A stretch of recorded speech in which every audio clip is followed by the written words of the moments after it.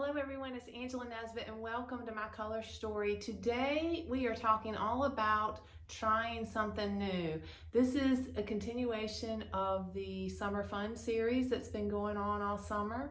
If you missed the first few episodes, you can grab those on my website at angelanesbitt.com in the blog section, and also grab the free PDF there that goes along with this series. So today is all about trying something new, and in the heat of the summer on a really hot day, there's nothing better than getting in the studio, cranking up the air conditioning, and just really having fun in the studio for the day. That means dropping expectation. That means letting go of creating masterpieces and really just have fun. And it's okay at the end of the day if you just had fun and that's all you really have to show for it.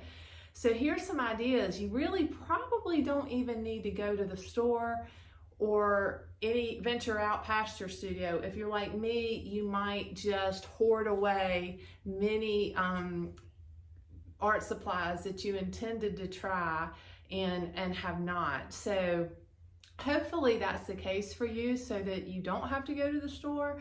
But in any event, I was going to show you a few ideas that might get your wheels turning and get your fun day started. So first thing you might want to do is just simply try some new colors that you've purchased but you've never actually tried. So here I've rounded up a good number that are in my drawer that I have not actually tried yet.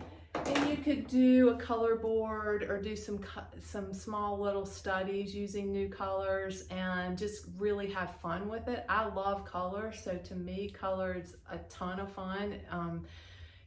Learning about and exploring new colors, I just love to do that. So I suggest that, number one.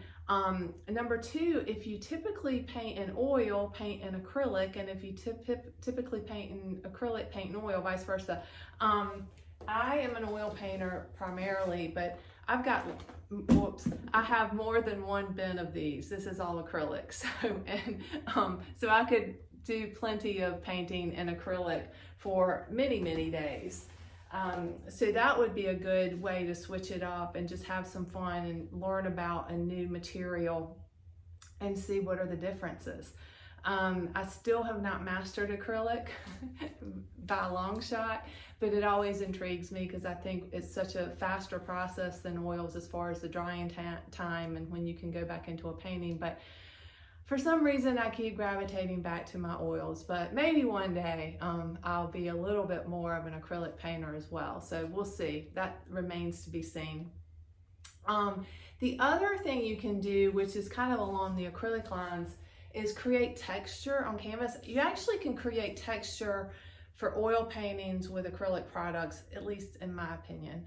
But I wouldn't put the opposite. I wouldn't put acrylic on top of oil textures, but putting the acrylic down first and then going with oils or staying in acrylic is fine. But there's all kinds of cool products, like this is a coarse pumice gel.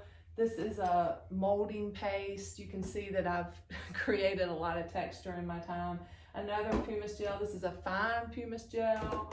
This is a fiber paste, so you can really experiment around with textures. You can also use like cheesecloth and burlap and press into molding pastes and things like that to create texture and then paint on top. That can be a lot of fun to switch things up. Cold wax is another really fun product. I use Dorland's. Gamblin's is good as well. But there's all kinds of things. You can roll it out and brayer it. You can scrape and make lines. That's what these two pieces back here are. This is playing around with cold wax. It's got a lot of visual texture, but it's pretty smooth. And then this was a beginning of one. So these are some things that I'm playing around with just to have fun and kind of see what happens. You could try these are pastel oil sticks. They're a lot of fun. There's also the oil sticks like R&F, They're a lot of fun. Switch up your supports. If you normally paint on canvas, then paint on board. I normally paint on canvas, so these are on board, which I normally don't do. And I bought a whole bunch of small, these were really cheap, like $1 a piece, little wood panels, and then I just put up a layer of gesso on them to play around with and have on hand. So just to kind of mix it up and see, you know, maybe something will come out that'll end up in your art practice in the fall, which would be a lot of fun. Also, get outside and paint. If you're always in the studio, paint outside. If you're always outside, paint in the studio. Paint left-handed if you're right-handed. That's really fun and interesting, especially if you're a really tight painter and you want to be loose. Switch up your non-dominant hand and see what happens. That might actually solve some problems for you. So anyway, just giving you some ideas to try something new, dig around in your studio. I'd love to see what you're coming up with and what's been hiding in your drawers and in your closets that you haven't tried.